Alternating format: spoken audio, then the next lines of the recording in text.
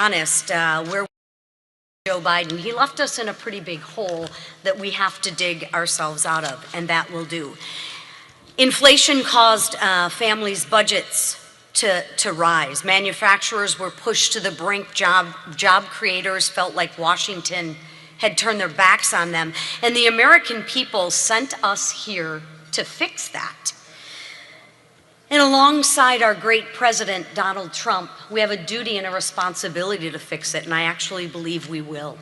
We are working to lower costs, unleash American manufacturing, strengthen our energy independence, and put bigger paychecks back in the pockets of each and every American. But every single vote we take, every hearing we hold, and every policy we shape carries responsibility. There's a third thing we're holding right here in the palm of our hands too, and that's the pressure of an election. Everyone in this room knows that what's at stake in November. History will tell us that the party in the majority is supposed to lose seats. History tells us that momentum shifts. But I don't know about you, history's been wrong a lot this year. In fact, I think we're about 9-0 when it comes to passing big, beautiful things. The experts say that was impossible. And they were very wrong when they said that we weren't going to elect our current president, Donald Trump. So you know what? I think we are going to defy history again. Now look, I love my life back in Michigan. Before coming to Congress, I had a business, employed several hundred families in and around the state. I loved building things from the ground up. I loved actually being home, right? I loved cooking dinner with my family on Sundays. And like many of you, I had a life that was comfortable and fulfilling. But I left it. I left it because I believe in America. And I left it because I believe America needed change. I believed our country was heading in the wrong direction, and I also believed the window to fix that was getting shorter. And I know every single one of you here feels that same way. We are all here because we love this country, because we all believe in the American dream. We believe in freedom. We believe that hard work should be rewarded, that parents should actually have a say in their children's education and their future, that innovation should be celebrated, and our nation should always stand strong against our enemies. And right now, America is at a crossroads. If we do our jobs, if we stay focused, if we communicate clearly and fight for the people who sent us here, we have the opportunity to do something absolutely remarkable. We can beat history. And if we do, we will cement a legacy that lasts for generations. A legacy where Americans keep more of what they earn. A legacy where manufacturers once again rule the world. And a legacy where our borders are secure, our communities are safe, and our values are defended. But let me be clear about something. This is not about our legacy. This is about the American legacy. Over the next few days, we're going to talk about a lot of issues. We'll talk about fraud. We'll talk about immigration. We'll talk about the costs of things. We'll talk about Reconciliation 2.0. We'll talk about strategy, messaging, and how we move the needle on inflation and how we move the needle in a few key districts. That messaging is critical, and we have to get out there and tell the story. So I would invite everyone to join me in the Bobby Jones Villa throughout the retreat. We've set up a studio there. Please use it for any interviews that you may have. We've sent the information to your DC comm staff, but if not, just come to the Bobby Jones Villa. My staff is there. They are happy to help you with whatever you need to communicate the message, because the message matters. But those are all tools that we need to use. What truly, truly matters is the mission. The mission is making sure that the next generation of Americans inherits a country that is stronger, freer, and more prosperous than the ones they were given. I believe we can defy history because we have the right policies and we have the right people. I believe we can defy history because we have the right team right here in this room, and I believe we can defy history because we have a history-defying president that's on our side, and that president is Donald Trump.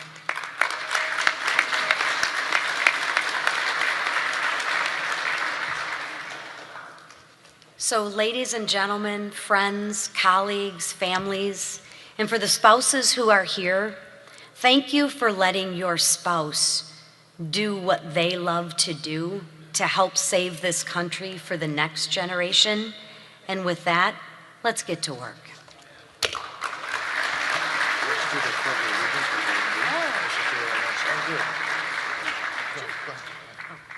We forgot one very important thing, and that was the Pledge of Allegiance. So Mario, you want to lead us? Yes, please stand. I pledge allegiance to the flag of the United States of America and to the republic for which it stands, one nation under God, indivisible, with liberty and justice for all. Thank you. Good.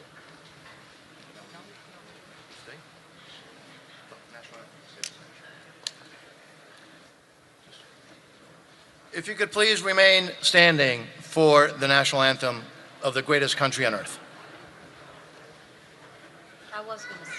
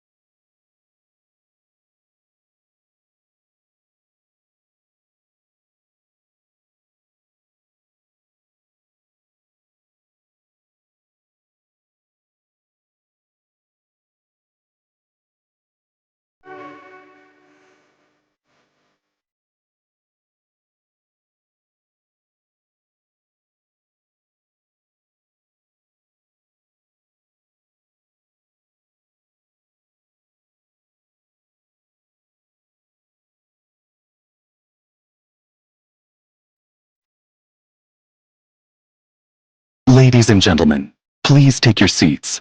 The program begins now.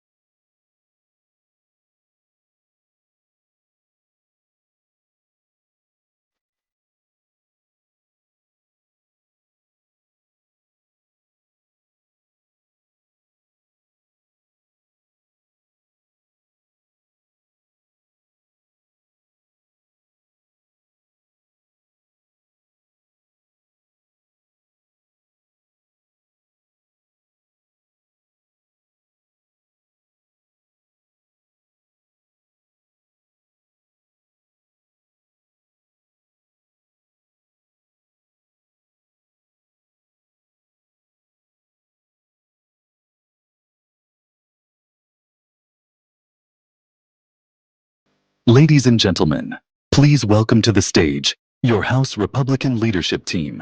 Speaker Mike Johnson, Majority Leader Steve Scalise, Majority Whip Tom Emmer, and Conference Chairwoman Lisa McLean.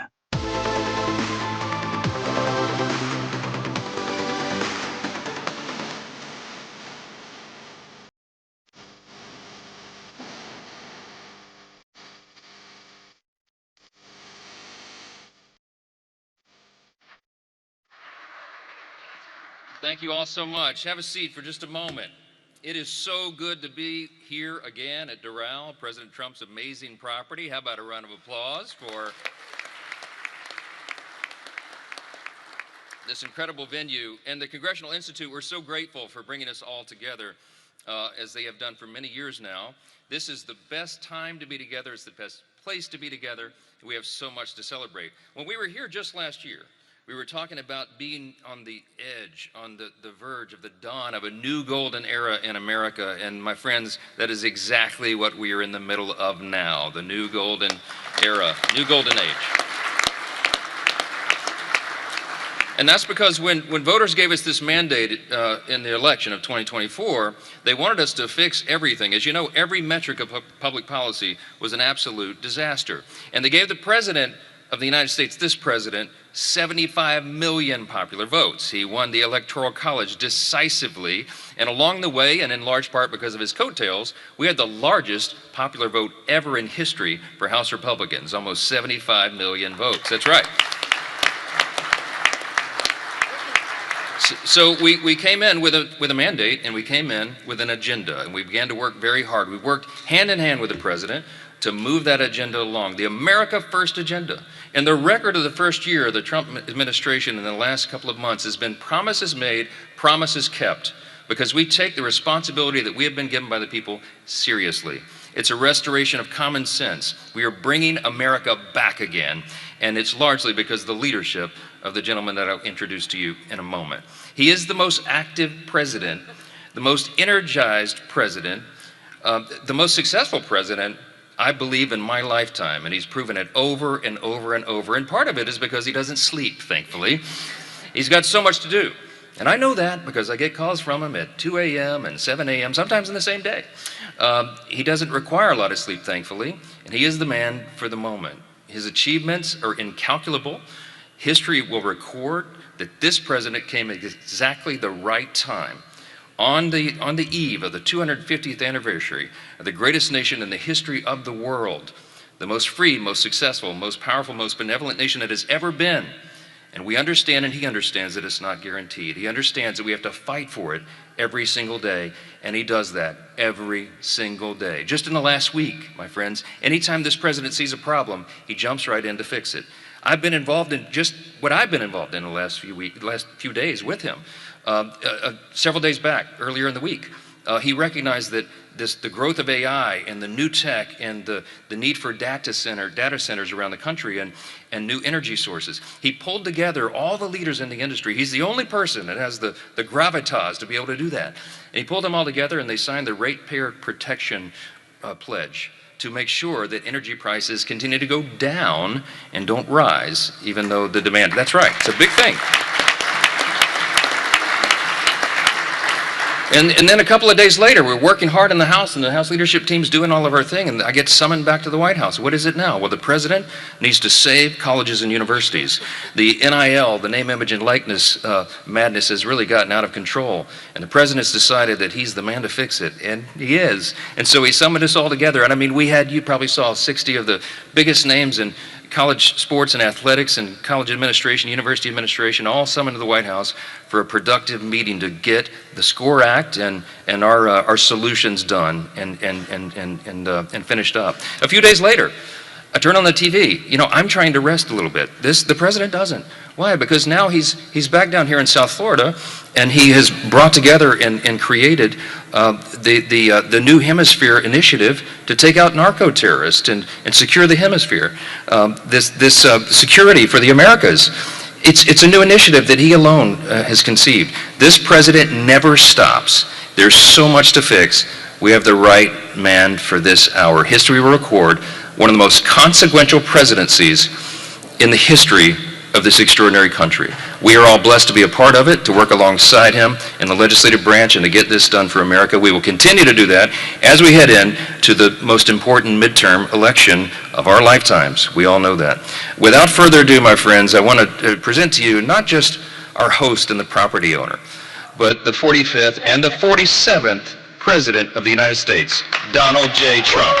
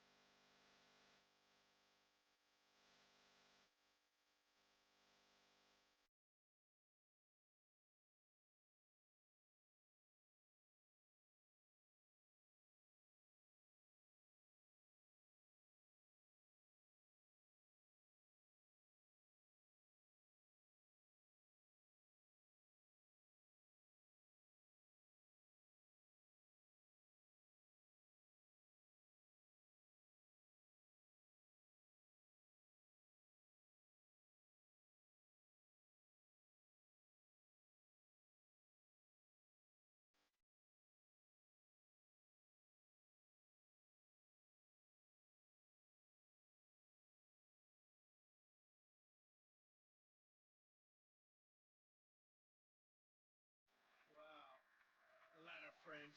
Sit down. We have a little time. Just everybody. Thank you very much. And our great speaker, Speaker Johnson. And hello to the men and women of one of the most consequential Republican majorities in history.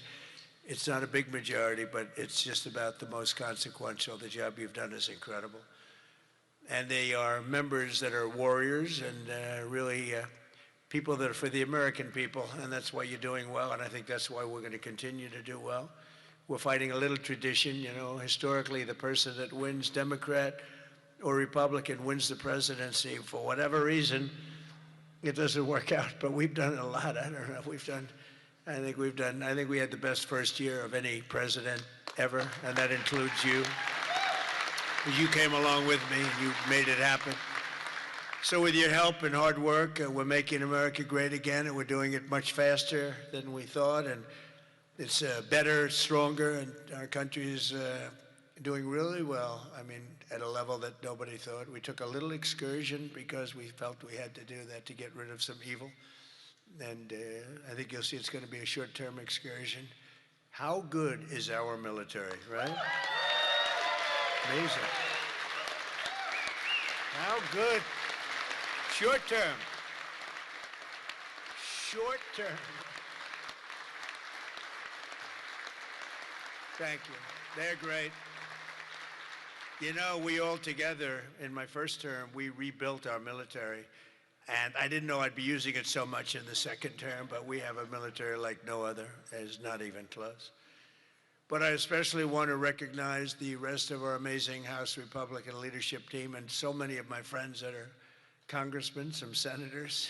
We have some great people in this room, but including Majority Leader, a real brave guy, because I know the real story. I was there that night with him in the hospital when he was given a very small chance of living by a doctor who was very good, by a wife who was desperately in love with him. She cried so much. Because I've seen the other two. I've seen guys at the end of the line, the wives aren't exactly shaken up.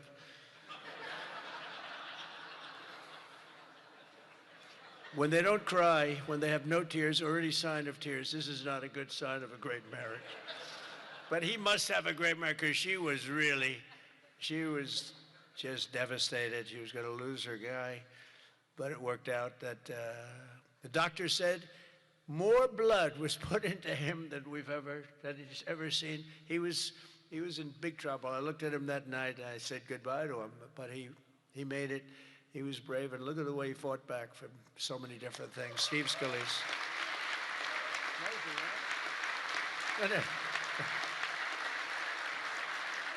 Yeah, we have another one, Tom Emmer, who I really got to know over the last few years, and I'll tell you, he's a winner. He's a champion with another great wife. We got good wives up in there.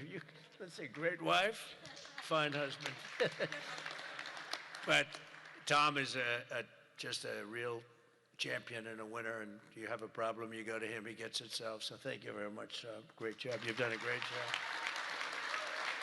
And our conference chairwoman is Lisa McLean, and we all know Lisa. Don't get on her wrong side. It can be a very, very bad experience.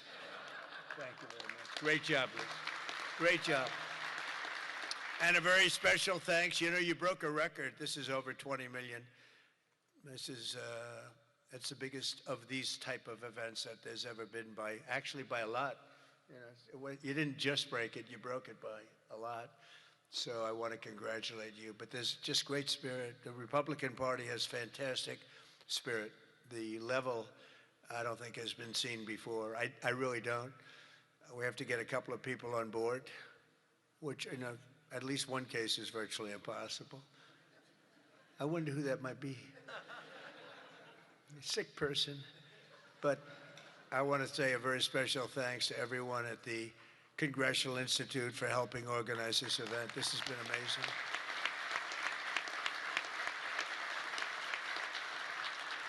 And over the past 9 days, we've been reminded of how vital our Republican majorities are. And it's, you know, it's America's future. We're really fighting because these people, you saw the other night at the State of the Union, you saw these people. They wouldn't stand for a mother who just lost her daughter by having her throat slit from behind.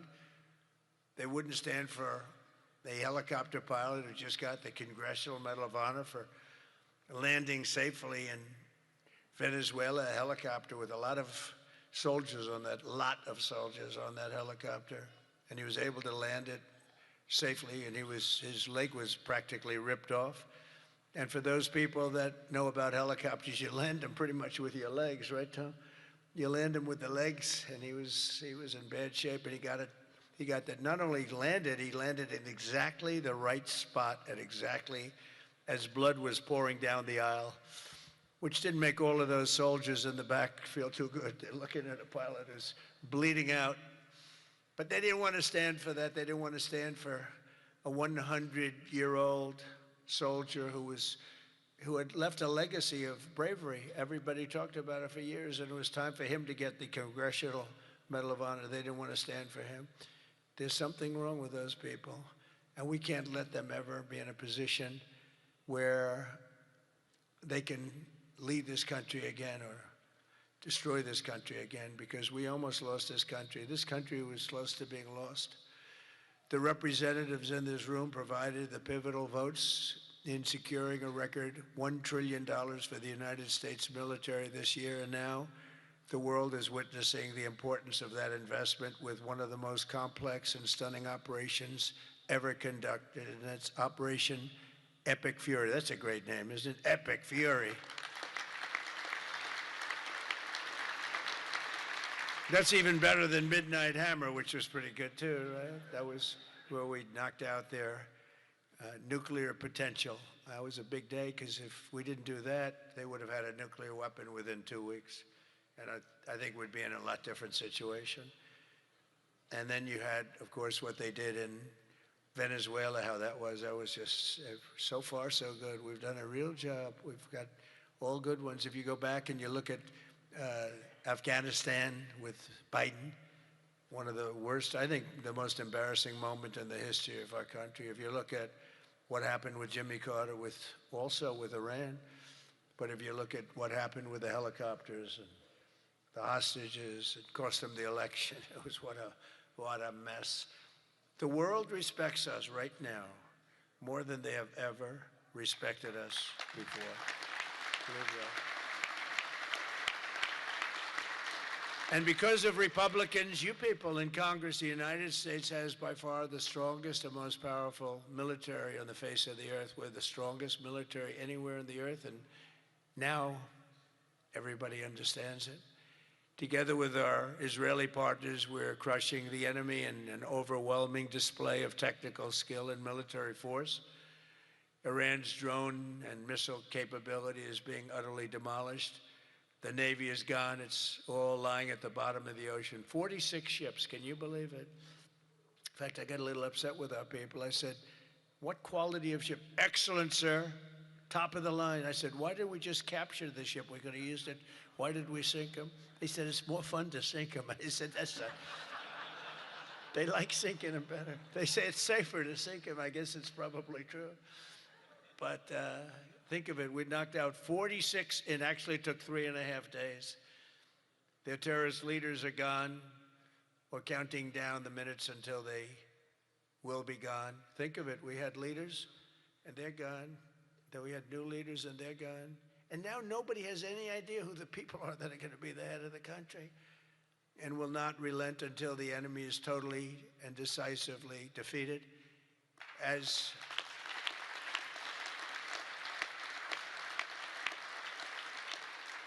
And remember, Iran did so many bad things.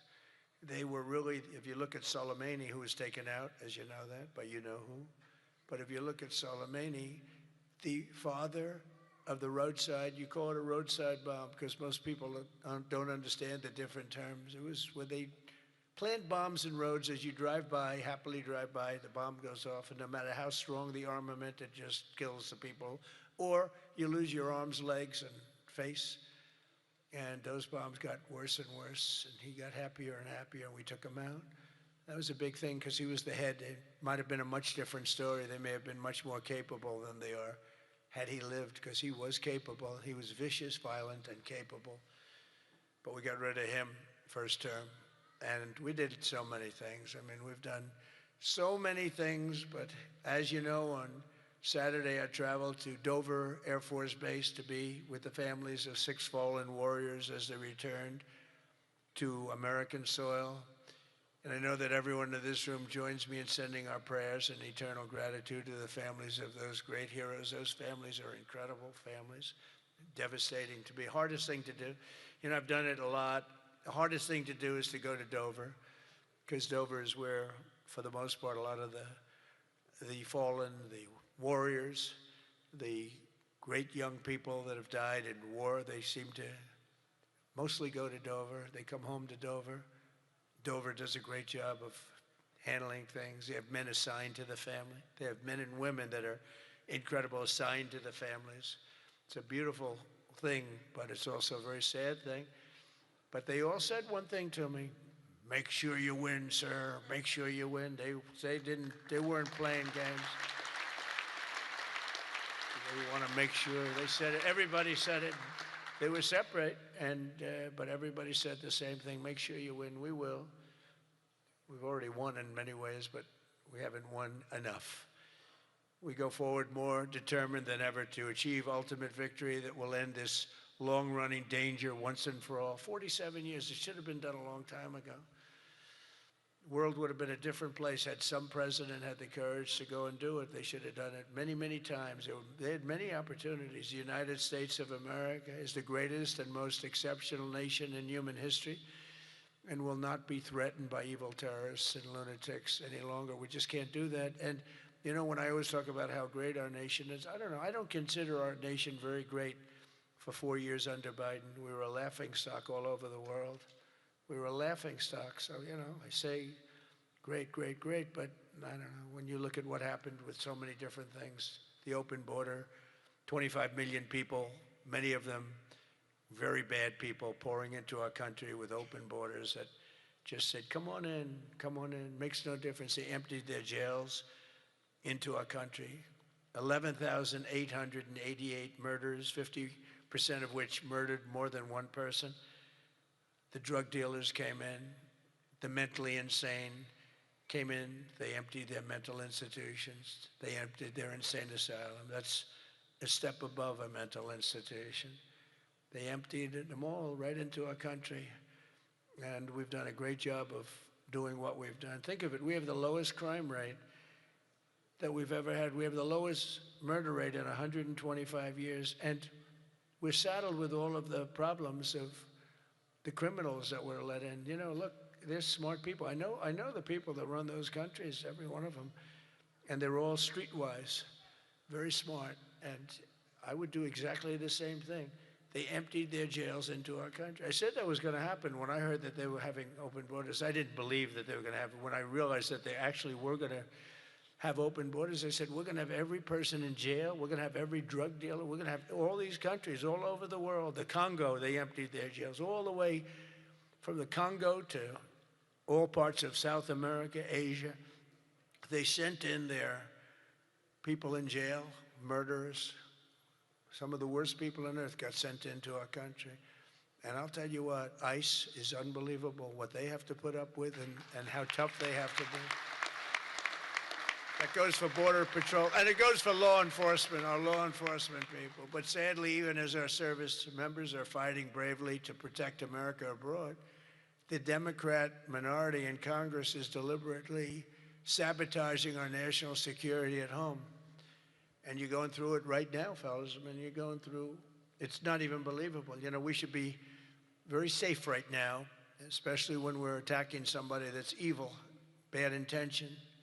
But last week, 53 House Democrats voted against a resolution affirming that Iran remains the world's #1 state sponsor of terror. Who the hell would do that? I mean, almost every act, whether it's Hamas or Hezbollah, no matter what, you take a look, it's Iran or Iran sponsored. And even more outrageously, as we speak, Democrats have shut down the Department of Homeland Security. They've got it shut down. Do you believe it? Right now. Because they care more about amnesty for illegal alien criminals than about protecting the lives of American citizens. I mean, take a look at it. The American citizen is being scoffed at by Democrats. It doesn't make sense. None of this stuff makes sense to me, you know, when they sat and they wouldn't stand up for incredible people. They just refused to clap, stand up. By the end of the speech, by the way, they were all standing because somebody was passing them. No, you people are getting killed tonight. They were all, they'd stand up for everything I was saying. At the end, that last half hour, they were standing up for things that they shouldn't have stood up for because they got the word, you're getting killed tonight. Stand up and clap for the woman that just lost her daughter, please, to a violent criminal. But Democrats must vote immediately to reopen the Department of Homeland Security so that we have the resources to keep America safe.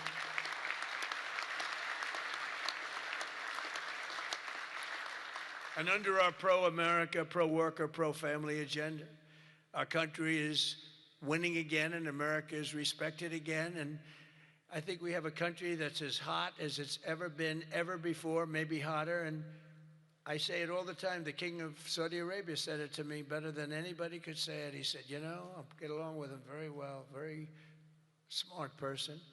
He said, you know, a year and a half ago, your country was dead, absolutely dead. We never thought it was coming back.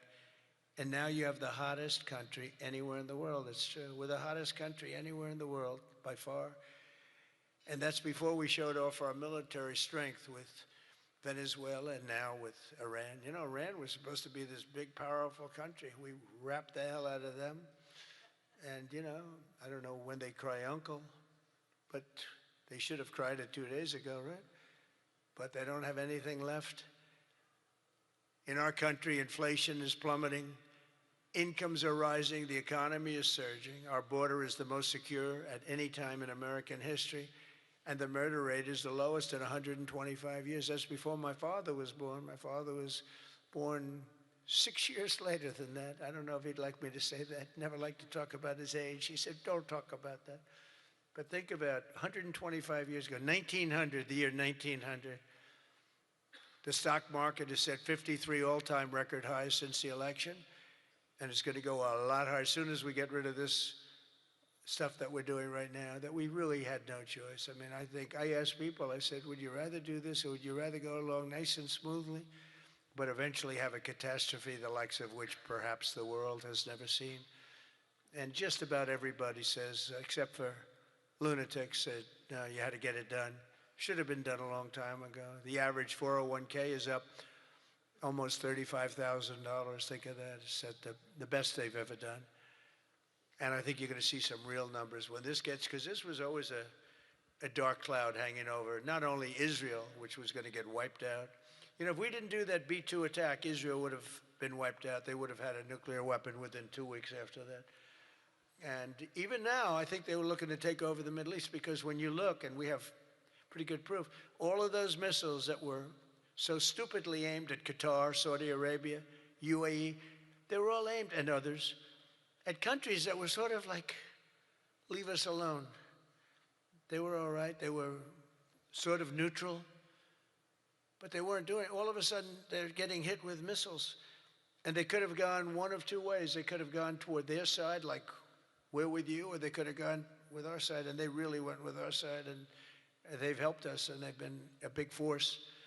But they got hit. But they were going to be hit with us. Had we not done the B-2 raid, and if we not done this one, where we said, nope, it's time to go in, we have to go in, have no choice.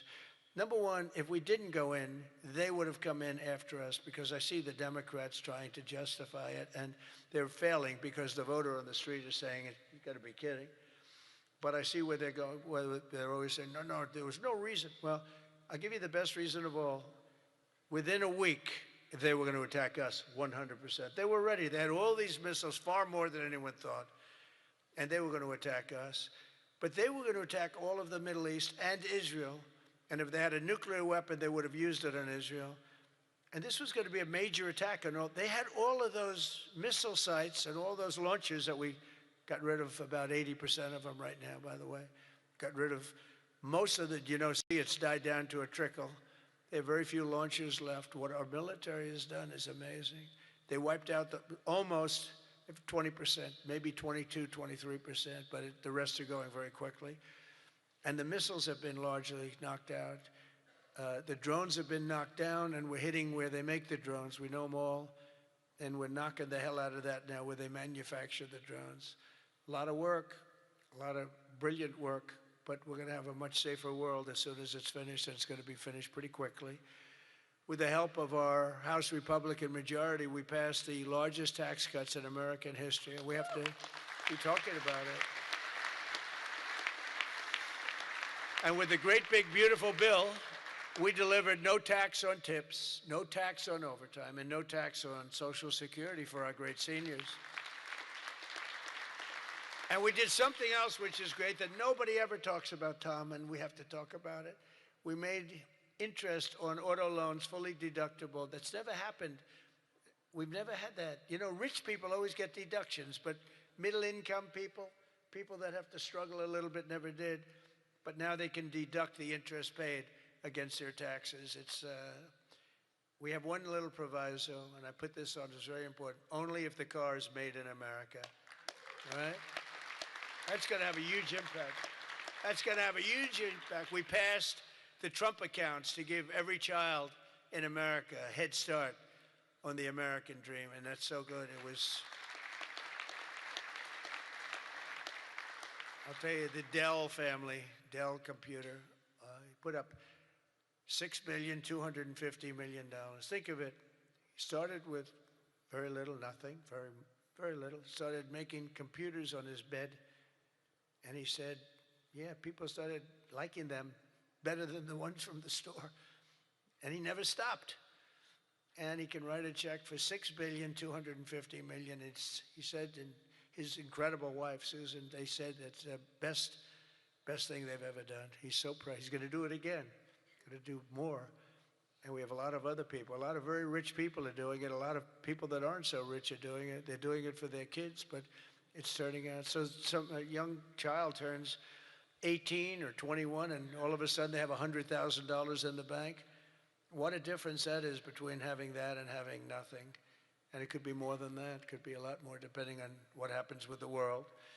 And we passed 100% expensing and bonus depreciation on all new equipment, factory construction and investments, and that's what made our first term. We had the greatest economy in the history of our country in the first term, and this one's going to blow it away. Again, we had a little pause, but it's not a very big pause. With your help, we also passed the largest regulation cuts in American history, ending the Green New Scam, one of the greatest scams in history, and massively increasing production of American oil, natural gas, and clean, beautiful coal. We brought coal back. You're not allowed to say coal without clean, beautiful. Got to be clean, beautiful. China uses coal. They're building about 65 massive coal plants right now. But China, great respect for China, but you know, they make all the windmills, right? The only thing they don't do is use the windmills. They make them. But try finding wind farms in China. There aren't too many of them. In my State of the Union address, I laid out an ambitious agenda that should be our roadmap this year, and it's starting with lowering the cost of living. You know, they gave us a mess. We inherited a mess, an absolute mess. And the mess was many things. They were bad with our military. They were bad with everything. I mean, I said, name one thing that they did right. They can't name one thing. But they also gave us very high prices. And then they said the word affordability. That's the first time I ever heard it. They said affordability. My first day in office, they said affordability. They're the ones that caused the problem, but we're really bringing down prices big. Do you notice you don't hear that word anymore, Mike? They don't say it anymore because we've brought down prices so much. So our message is simple. Democrats created the high prices, and our policies are totally ending them, and they're ended, and we're doing better. We're even bringing them down further. They'll be way down, and we're bringing, you know, if you go back into the last period, I would say, I think it's 2.5 months, 1.7% inflation. 3 months, 1.45% inflation. Think of that. Whereas they had the highest inflation in the history, the single highest inflation in the history of our country. Now, you know, I always say this. They say 48 years, because I don't want the fake news to get me on this. They say it wasn't history, it was 48 years, that the inflation was the highest in 48 years. But I don't know, in some ways 48 years sounds even worse because it's very specific. Yeah. But they had the highest inflation probably in history, but in 48 years, we inherited that. One of the first targets must be the crushing healthcare. We have to crush and take over the healthcare situation, which we can do. For the first time, we can do it since the passage of the Unaffordable Care Act. Big insurance companies have gotten rich. They've made money like practically no other companies have made, with our government giving them hundreds of billions of dollars, and their stock prices soaring to up to 1,700%, 1,000%, 1,200%, 1,600%, and even 1,700%. The government gave them essentially trillions of dollars. And I want that money to be paid to the person, not to the insurance company, and let them go out and buy their own health care. And people love it. People love it. You'll get better health care at a much lower cost, and they'll be sort of part of the system. But the money we spend is so much. We spend numbers that nobody could even believe. But the healthcare companies, because the Democrats are owned by the insurance companies, remember that. And so they have a problem. That's why it's hard to get it fixed, because they are totally owned and controlled by the healthcare, by the insurance companies. Healthcare insurance, but the insurance companies themselves. So when you want to do something that's good for the people but bad for the insurance companies, it's very, very hard for them to go in a different way. Now, Republicans never do that kind of thing, right? You're owned by nobody, right? Nobody. See, a young girl up here say yes. Some of them are a little bit shaky, but they're Republicans. We love them. We love them anyway, right, Mike? But they are owned by those big, powerful insurance companies that are making a fortune, and it's hard to get them to do the right thing. They know what the right thing is. So we want the money to be paid directly to the people and let the people go out and buy their own health care, and people love it. They love it. We can own the issue. For the first time ever, Republicans can own that issue. I'm also asking you to take swift action to codify my most favored nation policy on drug prices, the biggest. That alone should win the midterms. We have, and I tell this story all the time, my first term, third year, I actually had a slight, it was 0.25% decline in drug prices. First time in 28 years. I was so proud. I went home, told our great first lady, who's now a movie star, I got the biggest, can you believe that? That movie was hot. And it is hot. She became a movie star. It was a good movie. But I went home and I said, you know, it's amazing. We do so well. We work so hard. This issue is the single biggest issue. Okay. I had a news conference, I'm embarrassed to say, a long time ago, my first term, third year, because I went up to a level that I did things that nobody's ever done. 28 years, I brought it down 0.25%. Now I brought it down 80%, 90%, 75%, depending the way it's driving the fake news crazy because I say 400%, 500%, 600, depending on the way you want to talk about it, if you want to talk about pricing. But using a conservative number, what we've done is we paid the highest price for drugs anywhere in the world, and now we pay the lowest price for drugs anywhere in the world. We are tied for the lowest price. Whoever has the lowest price, that's what we pay. And I did that through tariffs. We had a little disappointing decision, to put it mildly, from the Supreme Court. Terrible decision for the people, but the good news is I have lots of other ways of doing the same thing. I just have to work a little harder. They want me to work harder, but we're doing the same thing with a lot of work. But I used tariffs to get this because I went to other countries. The drug companies were not easy, but I got them. And I said, we're not paying. We were paying for a pill $130 that in London and Germany and different places you'd pay $10. So we were paying 13 times more. They're paying $10, we're paying $130. And the drug companies, I called them in. We had a rough time, but it wasn't that bad. And they agreed because they knew that I couldn't get the countries. You had to get the countries to approve it. And I called up, and you've heard me say this a couple of times, not often, but I called the countries up. I called up France. I said, Emmanuel, you have to cut your good friends from America a reasonable deal. What's happening is you are paying a tiny fraction for drugs. No, Donald, I cannot do anything about that. I said, you can. He said, no, I will not do it. I will not do it. Because he'd have to raise his pill from $10 to $20 and maybe even $30. Ours would come down from $13 to $130 down to $20. Think of that. From $130. That's what you're going to get. From $130 to $20. But he has to double his price from $10, and they were the boss. I said, no, you will. No, Donald, I cannot do that. And I heard this from all the other countries, too, very elegant people. And they were saying, no, we cannot do this. We will not do this. I said, yes, you will, 100%. No, we will not. Because, they have to double up their prices. And I said, well, here's the story. If you don't do it, I'm going to put, in the case of Emmanuel, I said a 100% tariff on all wines and champagnes coming into the United States. No, Donald, you cannot do that.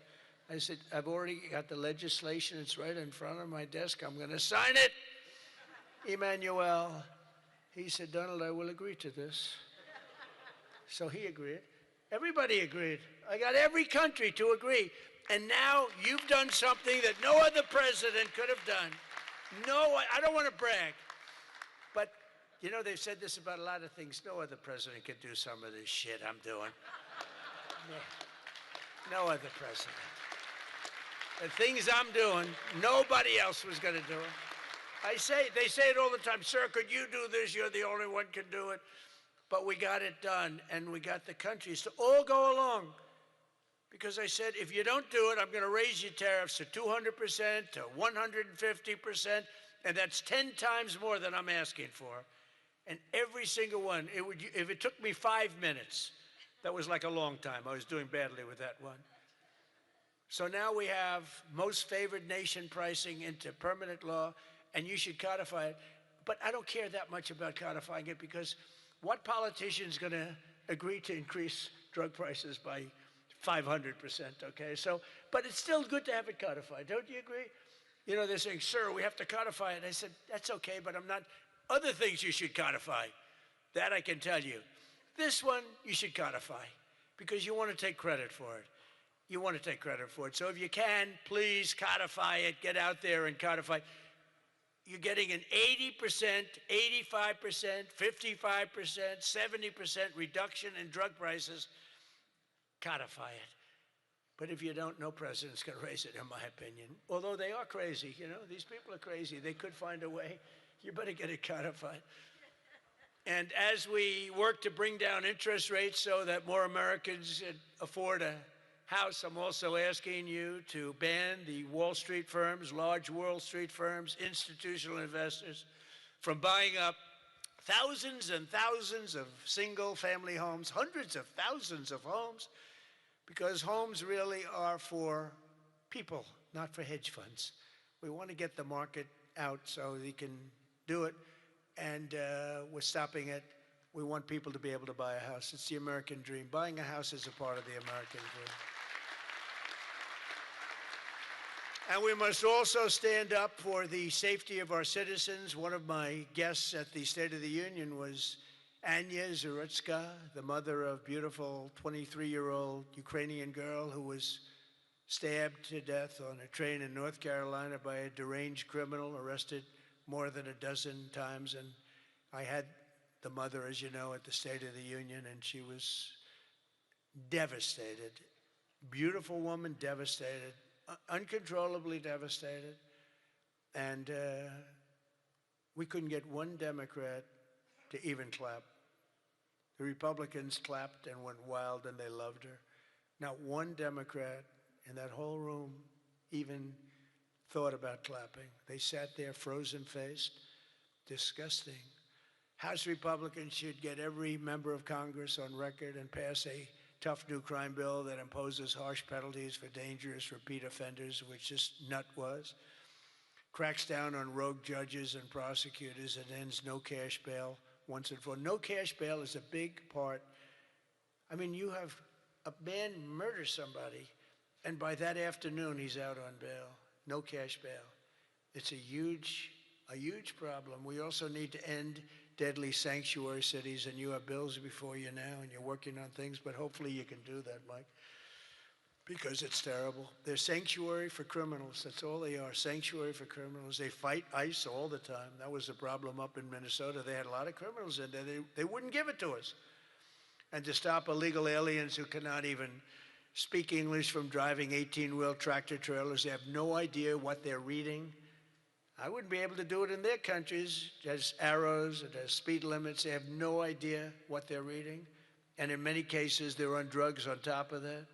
We need to ban any state from granting commercial driver's licenses to illegal aliens. Have to do it. And I want to thank House Republicans for passing another common sense measure. I would think it's the easiest thing. I just told Mike. You know, you were at $19 million. I have to say this because I've never contributed. I was a huge contributor for years and years. Once I became president, I never contributed any money, because the greatest thing about being president is I no longer have to contribute. Nobody ever asked me for money. They asked me for my endorsement. I've endorsed just about everybody in the room. But keep winning, right? Yeah. 124-0 this Tuesday. 124 wins, no losses. Is that good? And there were some rebels. We endorsed a few rebels, right? A few that Mike was saying, it's going to be a tough one. But we're 124-0. But as president, nobody ever asked me for money. And as president, you know, like as president, you sort of don't make campaign contributions. Right? It doesn't even. But I heard you were at $19 million today. I said, has that ever been done? No, sir, it's a record, but 20 would sound better, right, Mike? Yes. He said, I'm going to give you $1 million. It's the first time I've done that. I never did it before. I never did it before.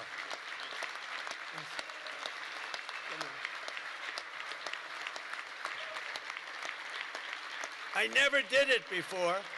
Now I'll be hit up by every political group, every Republican running. Sir, could I have some, give me a little cash. I'll have Emmer come up to me and say, how about a little cash for my campaign? I will no longer have the excuse that as president, anyway, no, but we had to hit the 20, right? We had to hit the 20. That was a hell of a thing. You beat it by a lot. You beat the record, the previous record by a lot. But I want to thank House Republicans for passing another common sense measure, to me the easiest of all, the Save America Act, to protect our sacred American. Look at this.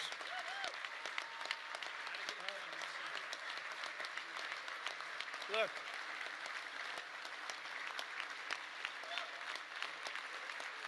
It's the easiest thing we have. I can't, It's the easiest thing we have. Now, the problem is you call it the SAVE Act, and nobody knew what the hell the SAVE Act. Have you been seeing, I've been working overtime the last month. It's called the, capital the Save America Act. And I saw Schumer yesterday, we will stop Save America. He's getting killed. They can't do it. And then the things within the Save America are so good. But just the title. So we had that with MAGA. Greatest name of all time. Make America Great Again. MAGA. It just worked. You know, I had something, Keep America Great. It was good, but it didn't have that MAGA. You know, there was nothing you could see. I had CAG. And CAG, I said, you know, no longer, that's not good. But MAGA is great, and we'll always respect MAGA. We love MAGA. We're never going to let you down with MAGA. But this one's even better if you think about it. This says, America. We're going to save America.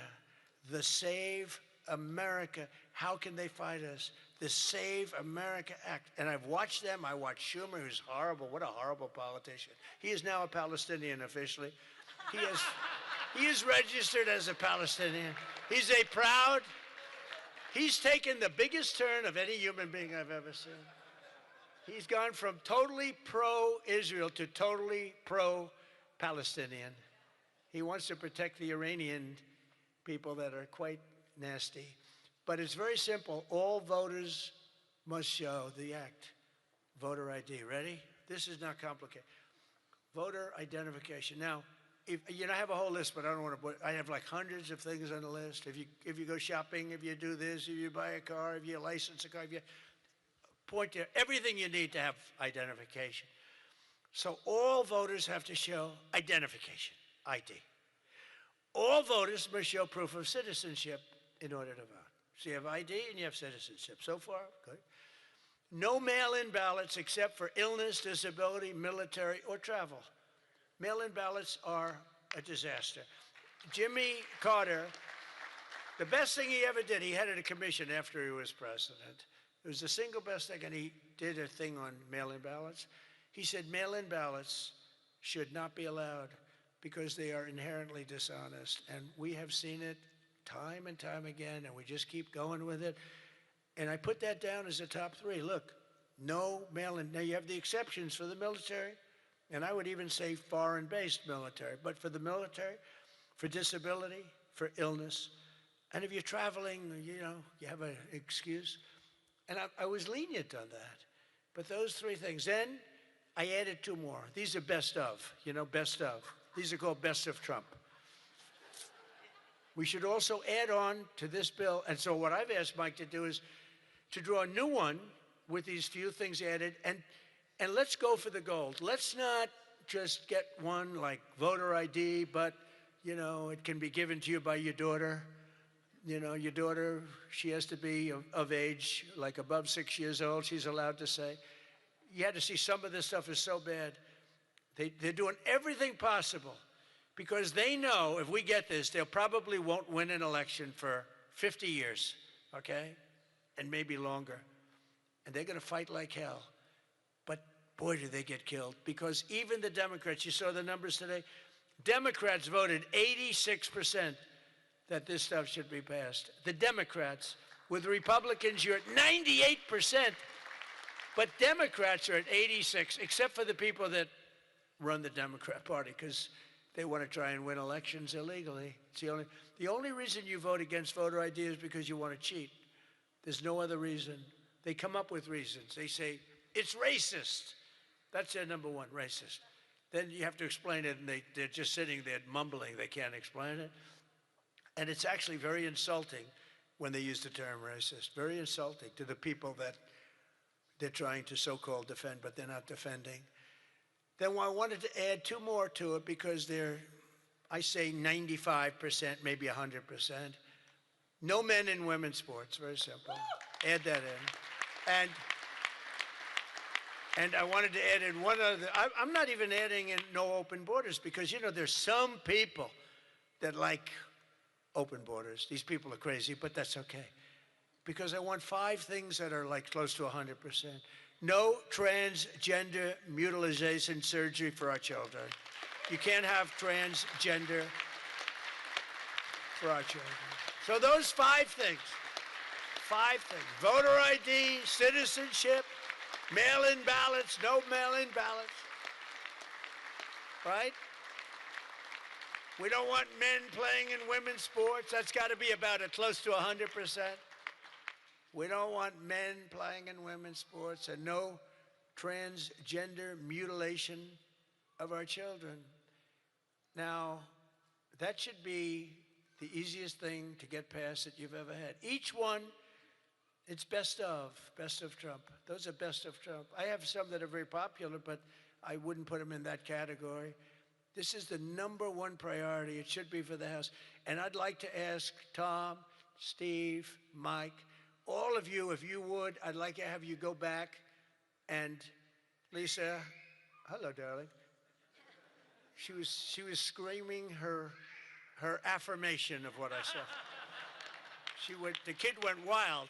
She was so happy that somebody finally said, let's vote on this. Lisa, you're going to get it done. Okay, I'm going to count on you. Forget the men up here. I'm going to count. Deal.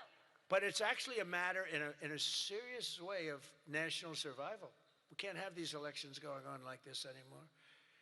You know, you use paper ballots. If right now they have watermark, it's so safe, it's so good. You put it gets under a light. It says, you know, a code. It's very, very hard to cheat. Another thing, and I don't even bring this up, it costs 7% the cost of those crazy machines. You know, I love the machines where they get the machines, they spend all this money, and they announce during the election that the tabulation will go along for another 3 weeks, right?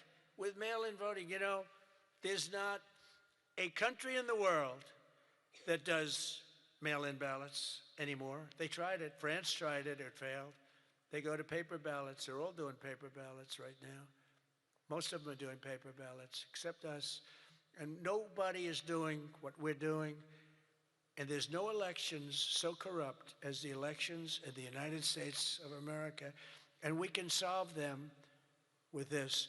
And the reason I put those other 2 that have not much to do with it is because they are equally popular. And I think it might help us. And for those people that like Pfizer, I said maybe you put them together because a lot of people feel very strongly about Pfizer. Some people don't, but the people that want it, they really want it. And generally, for whatever reason, they're opposed to what we're saying about, you know, about the ballots and about citizenship and all of those things. And so put them together and you might get a vote, but we have to get it done. And then we have to get the Senate to do it. But if you could send a bill up to the Senate, we're going for the gold. We don't want what was said. The SAVE Act, it was all right. Nobody knew what the hell it was, including me. I kept saying, what's this? Save America Act. Don't ever say SAVE Act again. It's a loser. The SAVE Act.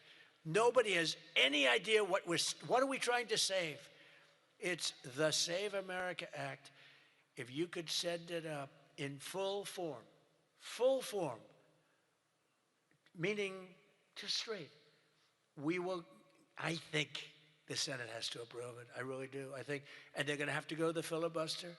And maybe it's going to be the talking filibuster like the old days. The great Jimmy Stewart, right? Remember the great movie, Jimmy Stewart? But they have to get it done because if we don't get this done, if it takes you 6 months, I'm for not approving anything. I'm for not approving anything. I don't think we should approve anything until this is approved. And they can't win politically. Look, you have them in a corner, and they're listening to every word I'm saying, and it doesn't matter because they can't win it politically. Because when they say, we don't want voter identification, we don't want proof of citizenship, all these things are just losers for them. And they won't be able to withstand it. Just like at the State of the Union, they started clapping at the end. I said that. And the reason, because politically, you have to stand for these great people that were being. And the word came out from people watching it on television, you guys are getting killed. And this is an even bigger example. So if I could ask the people in this room to go for the gold. We're going for the gold. We're not going for the bronze. We're not going to sign a watered down version like has been sent up there. Let's go for the gold, and let's just not accept anything else. I'll tell you what, I'm willing to just sort of say I'm not going to sign anything until this is approved. I really am. That's how bad it is. And we're going to have to push the Senate because you have 4 or 5 senators that are, I don't know, 4 or 5 Republican senators. You'll have to explain them to me, but we're not going to get into that. But we're going to push them to get it done because I don't think you can politically exist if you're not going to do voter ID and these things. I don't think the people in this country will stand for it. So I'm making my biggest plea tonight. It'll make you, and I'm not doing it for this reason at all. It'll guarantee the midterms. It'll guarantee the midterms. If you don't get it, big trouble, my opinion. If you get this, your midterms, and they know it. For 2 reasons. Number 1, they won't be able to cheat. And number 2, the people are demanding it. Every time I go out, Save America, sir, Save America Act. We want the Save America Act, sir. That's all they talk about. They don't talk about housing. They don't talk about anything. That's what they talk about. And if you send it up there, you're going to win the midterms at levels that you can't even believe. And you're going to win every election for a long time until somebody really screws things up, and hopefully that won't happen. But I've never been more confident that if we keep these promises and deliver on this popular agenda, the American people will stand with us in overwhelming numbers, just as they did in 2024. I heard Mike say it's actually 78 million votes, but it was actually 86. You know, they cheated like hell, but it was too big to rig. Remember? I won 3 times. First time was great. Second time, they cheated like hell. It was COVID. And their cheating was at an inspirational level. We can't let that ever happen again. And then they cheated again in the last election, but I went up. The term I used most was too big to rig. You got to go out. Don't believe, because we had polls having us way up. I said, don't believe the polls. Go out and vote. Make it too big to rig. And that's what happened. A couple of races they cheated on, they got away with it. A couple of Senate races, my opinion. But we have to make it too big to rig, and that's what we did. But we shouldn't have to win an election that way. You're going to have a hard time winning elections that way. So you got to get that passed. And if we fight, we will win, and we will make our country safer and stronger and richer and greater than it ever has been before. And I want to say, very importantly, because they would like you not to say this, because this is a terrible thing in their opinion to say, God bless you and God bless America. Thank you very much, everybody. Thank you very much.